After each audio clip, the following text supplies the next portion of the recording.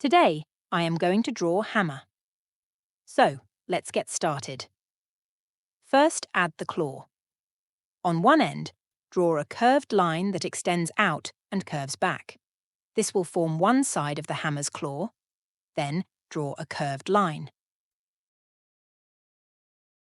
Now, draw the hammer head. Start by drawing a rectangle to represent the hammer's head.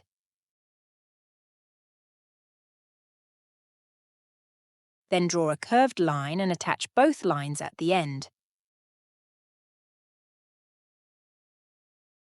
Then draw one more curved line in it.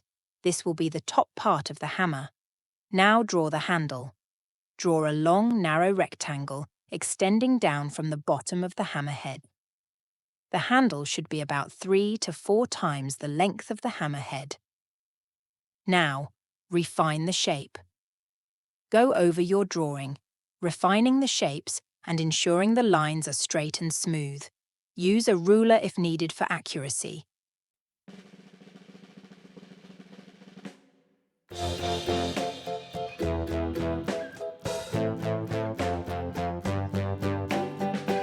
Carefully erase any unnecessary or overlapping lines to clean up your drawing. Now our drawing is completed, so it's time to add some colours. The hammerhead is typically metallic, grey or silver, and the handle can be brown.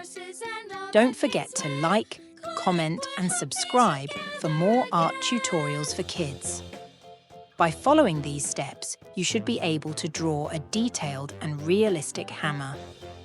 Adjust the shapes and details according to your preference to make your hammer unique.